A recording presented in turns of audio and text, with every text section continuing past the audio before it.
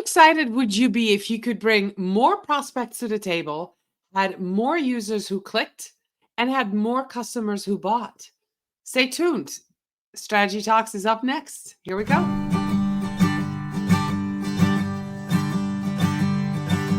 Let's strategize together.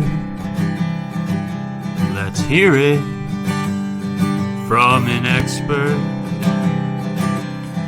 Join the conversation, it's informative and free. You and me, let's talk some strategy.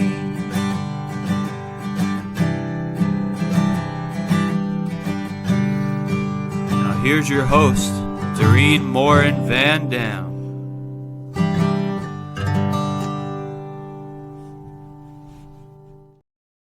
Hello, everybody. Welcome back to another episode of Strategy Talks. I'm so excited that you're here. If you're watching us live today, put in the comments that you're here and where you're watching us from, whether you're on LinkedIn, Facebook, or maybe you're on YouTube. If you're watching this as a replay, I invite you to put hashtag replay in the comments so that myself and my guest today can answer any questions you may have. And last but not least, if you're listening to Strategy Talks as a podcast, welcome to you as well. Without much further ado, you know the drill. I'm going to pull onto stage with me today. Today's guest, it's Kate DiLeo. We're going to talk about brand messaging structures. How are you today, Kate? I'm great. How are you? I am great. It's so fun to talk. We met in person, Yes. And I love to go to conferences, meet some special people, and then invite them onto my podcast. We met last year in November, and so we're well into Q2, and we're finally having this conversation together. I know. I'm thrilled to be here and to talk about branding and marketing today. Yeah. So let's just start at the beginning. How long have you been in branding? Why do you love it so much? And then we'll go into the rest of the questions. Sure, absolutely. So I've been in branding for more than 10 years now. And really, I fell into the world of brand messaging specifically as kind of a byproduct of my career earlier on in sales and marketing.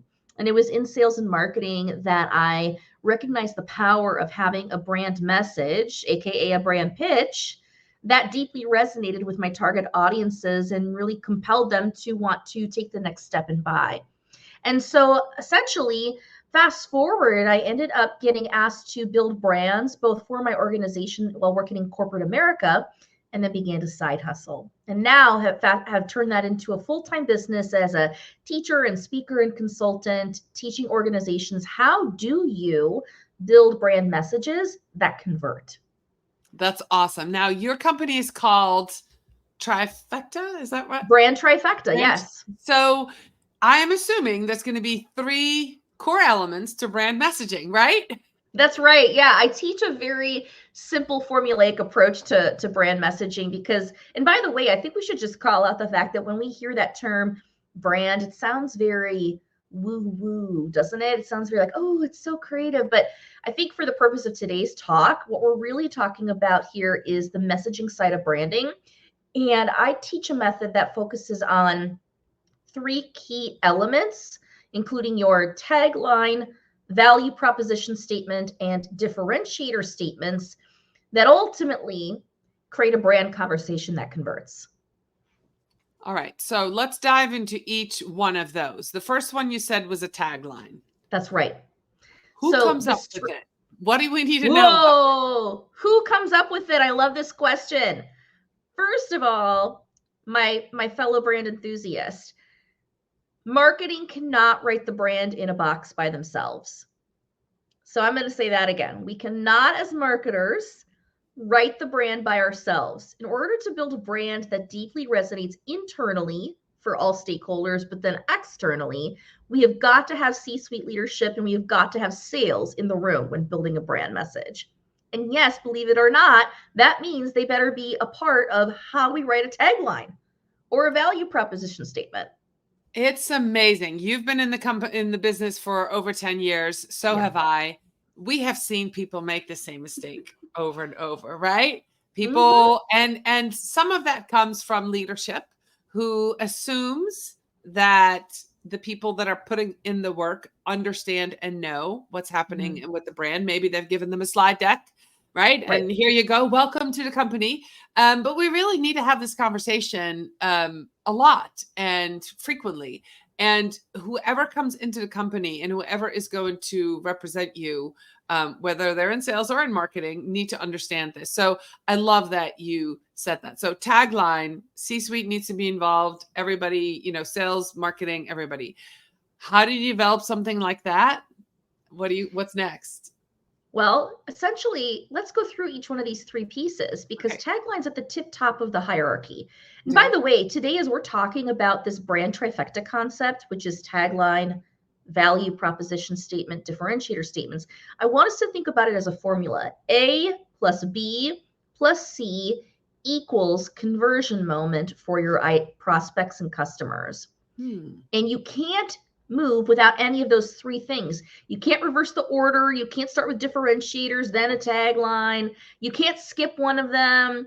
What I'm teaching is based on basic buyer psychology that says at the end of the day, our consumers need to understand three powerful things in the first 30 seconds to be compelled to opt in, to take the next step, AKA convert. And those three things are: tell me what you do.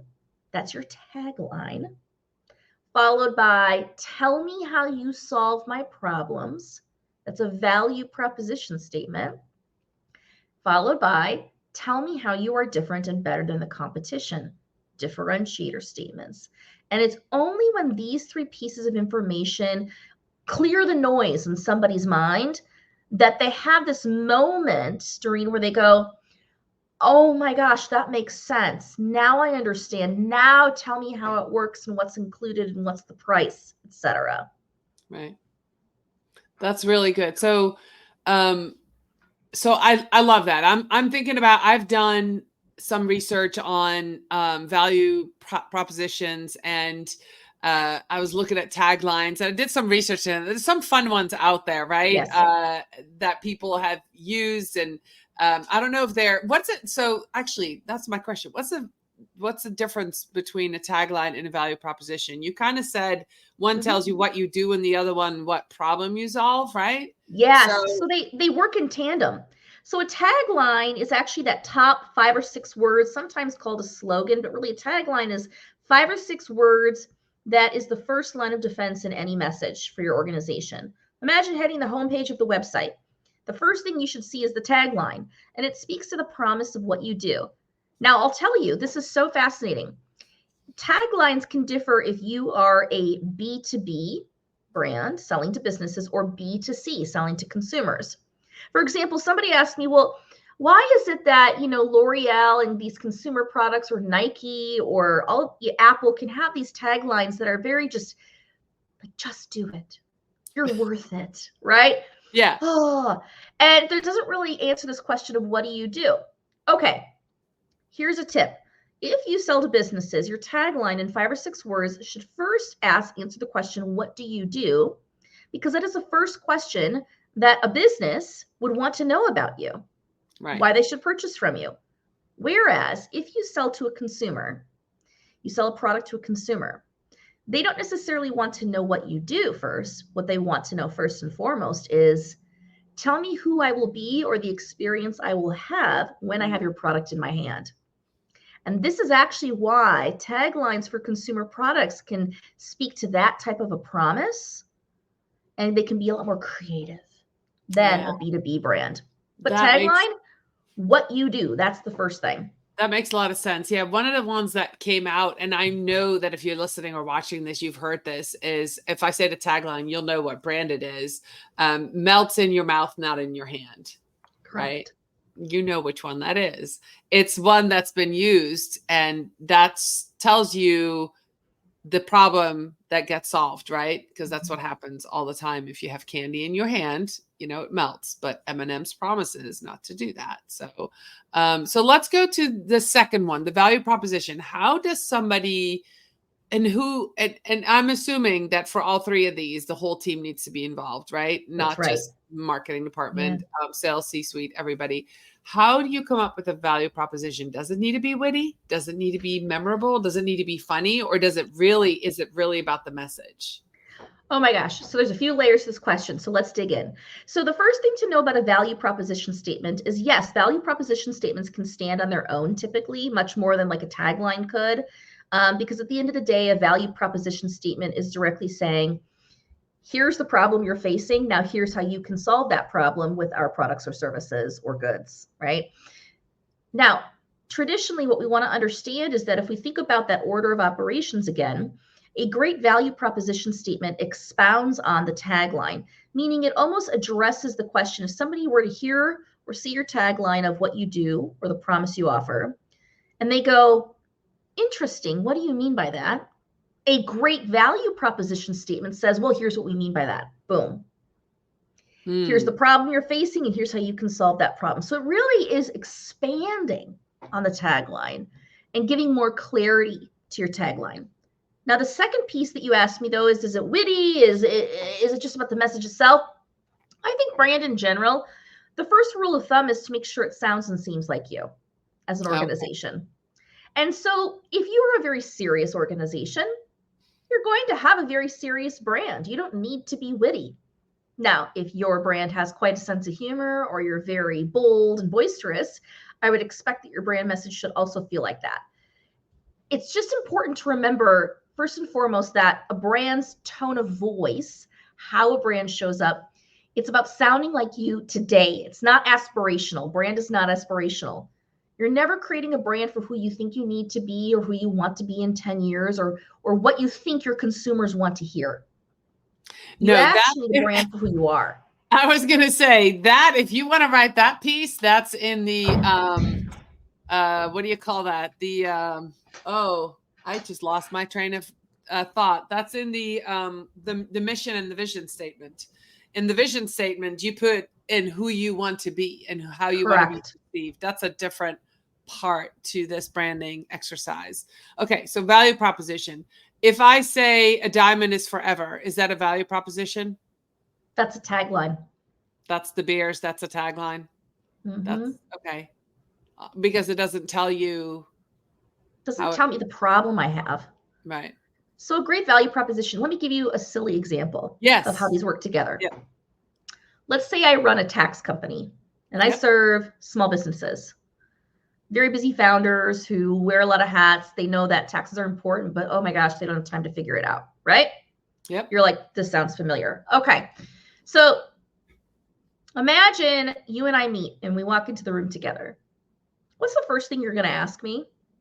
What's your name? I say, my name's Kate. And then what are you going to ask me? What do you do?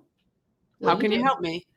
What do you do? So I'm going to serve up my tagline, which instead of just saying, I do B2B taxes, I do taxes for businesses, like, who cares? Instead, I might say something like, well, I help make compliance effortless for small businesses. Now, by the way, if you were to write that tagline, it would just be 3 words, making compliance effortless. Now, I saw your eyebrows go up. That's a great tagline if it compels a little bit of provocation. It's getting a little bit of emotional response out of somebody. It did, yeah. So I'll serve up number 2, because you may say, well, that's interesting. What do you mean by that, Kate? I'm curious. And then I'm going to serve up my value proposition statement. And I'll say, well, Dorien, the reality is tax is a major priority for your business, but it should not be a major part of your day.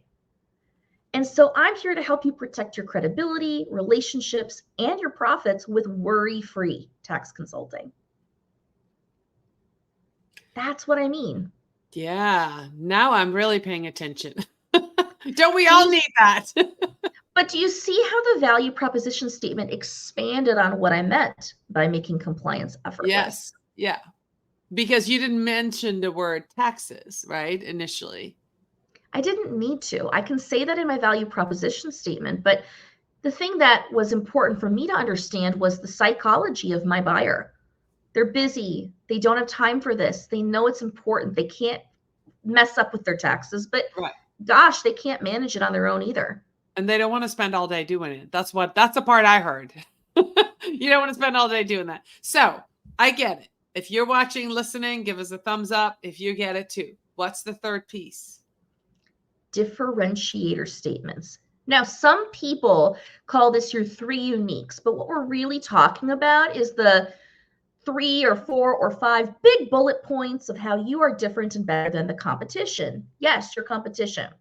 In other words, this is the moment where a potential buyer is thinking to themselves, wow, I just heard Kate's amazing tagline and promise of the problem she solves for me. And wow, this sounds compelling, but is this like TurboTax or H&R Block? I mean, I thought they kind of do the same thing. We can't forget that at this moment in looking or hearing somebody's brand, we're going to naturally have a comparison moment where we're going to compare a brand to the competition to make sense of it. And so by just simply stating at a macro level, here's how I'm different. I do this. It could be speed. It could be agility. It could be a proprietary approach, educational focus, things of that nature that allow you to say, no. If we were to compare, I'm different and yes, better. That's differentiator statements. I like that. I like that a lot. Okay. Do you have an example of that for us to Well, about? Let's give that tax example. Okay. They give it, in this brand, we may say something like, we're sprinters. We get to the bottom of it quickly and we'll respond in less than 24 hours to any of your tax questions. Well, that's different. Have you ever tried emailing a tax person? Yes. And 5 days later or a week later, and you don't even know. I mean, you're just, okay, maybe it's, we're analysts. We're going to investigate everything to ask any question, big or small, that you have. We're going to get to the bottom of it. So some of these things along those lines, you can state it in a way that perks somebody's interest and go, interesting. You're a sprinter. You're an investigator. That does not sound like the promise of H&R Block. That sounds different, refreshing. Right. That's really good. So now we have these 3 core elements. Mm-hmm. How does it tie in with the rest of your content that you're creating, Kate? Yeah, that's a great question. Okay. So if we rewind for a second, I think I mentioned this at the beginning. This concept of a brand structure or brand trifecta message, tagline, value proposition statement, differentiator statements. I want us to remember that this is almost like the tip top of our content hierarchy. Okay. So in other words, I would never say to a marketer or to a leader, oh, sure, forget your blogs and your white papers and your ebooks and your explainer videos. No. All of that's important, relevant information because buyers still need to understand a level of detail, don't they? Before making a purchasing decision.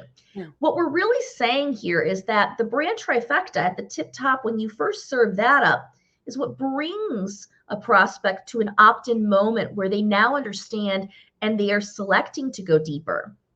In fact, more often than not, what we see is that by serving up your brand trifecta, it's a natural line into features and benefits information about your products and services. Yep. Maybe it's information about your proprietary approach to the work that you do, because logically, that's what they'd want to know next.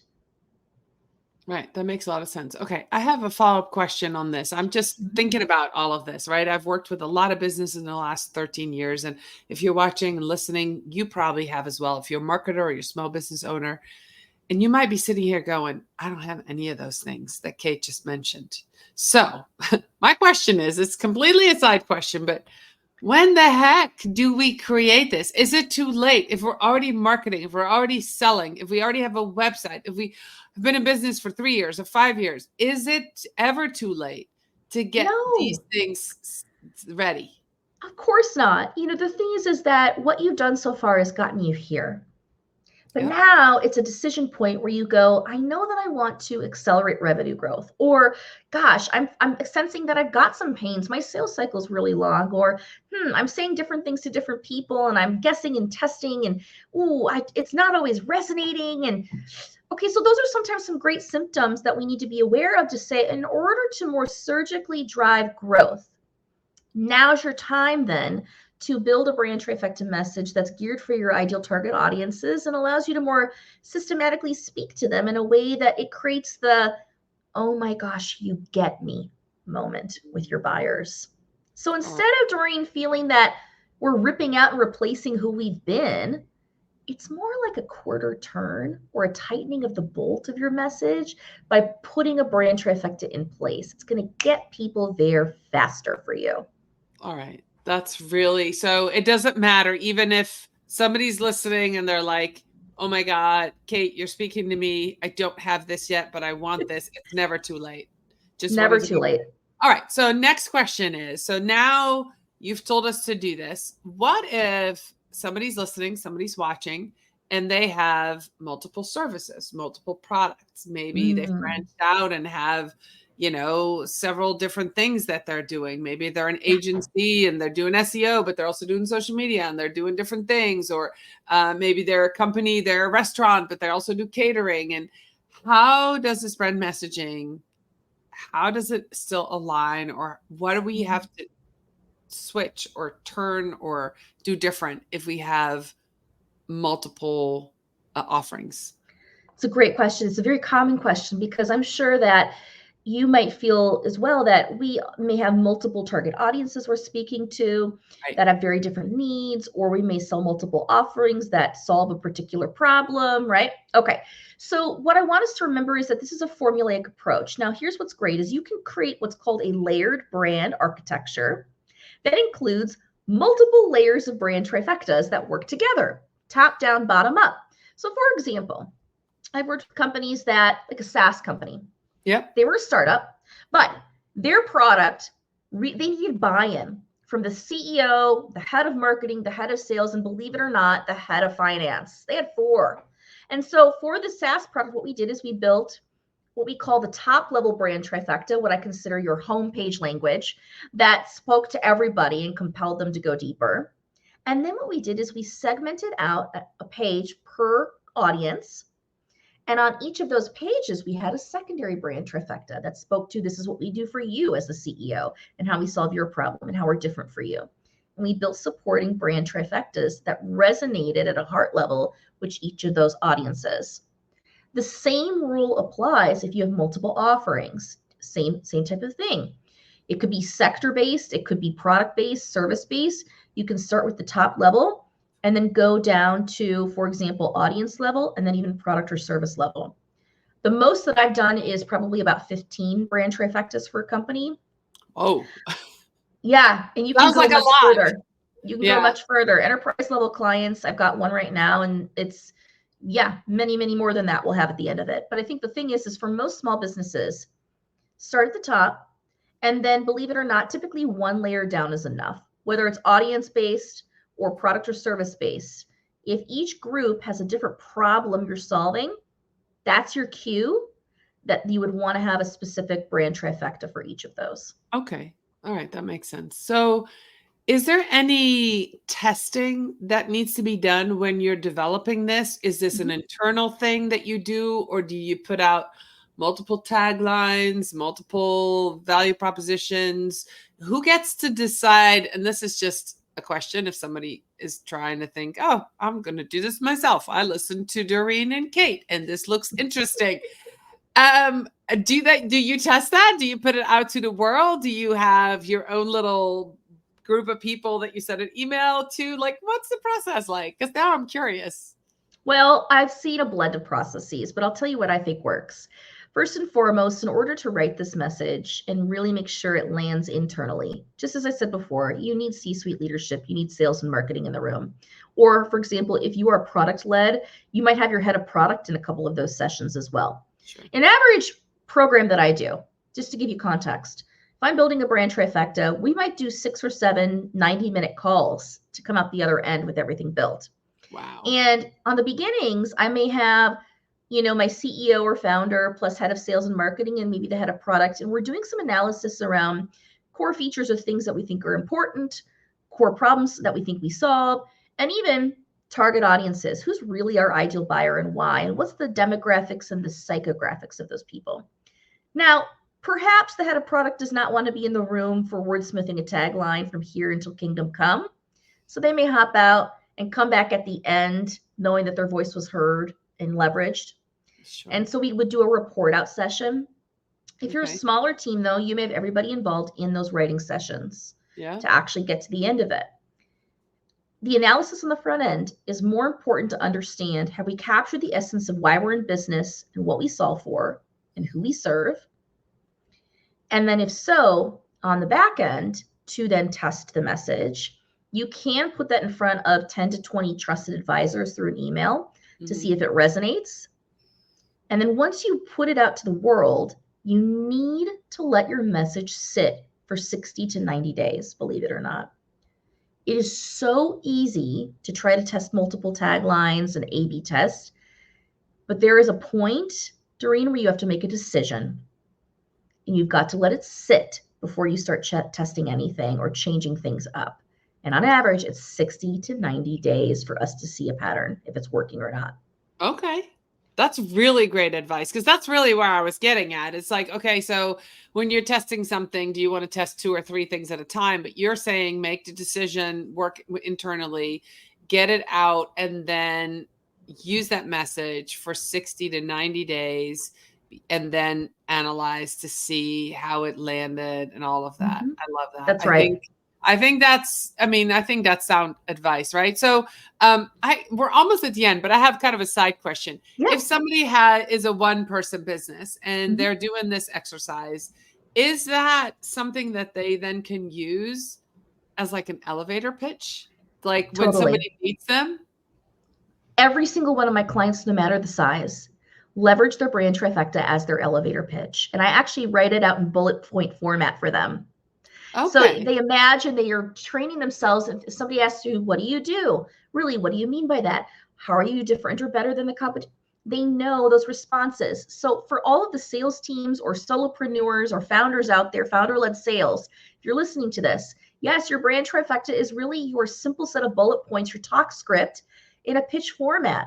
It's so easy. It's so powerful for you to feel like you can hit on these things in those 30 seconds or less. 30 seconds or less. And all of a sudden, you got somebody on the other end of that conversation that goes, this is really interesting, and I would love to chat more with you about this. And that's the purpose, is you've got them, they've opted in, and you can get them into that next level conversation to go deeper. That's awesome. So you can use it both for marketing, to market yourself, but also for sales when you're Absolutely. So that's in fact, it's got to be for both. Same both. Thing. It's the glue. You have to have everybody running off the same messaging playbook. I train sales teams right and left, and when they're all working off the same brand trifecta messaging, a beautiful thing starts to happen where there's alignment between the activities that marketing is doing and then feedback loops with sales going, hey, when you sent that email out, we got a really great response rate. And by the way, we were talking to this differentiator, and that one should be number 1 on our list, because whenever I say that in a conversation, Bob, oh my gosh, do people's eyes light up. Your brand trifecta is your glue that aligns sales and marketing.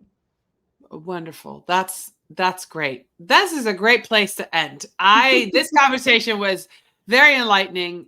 I don't know about you, if you're watching or listening, I learned a bunch of new stuff, even though I sort of knew that you needed to have these things in place. I've never heard it explained this way. So Kate, I really appreciate it. If somebody were listening, they want to hire you for their company, or they want to work with you, or they want to just get to know you better, want to learn from you, where are you most active on social media, and how can people connect with you?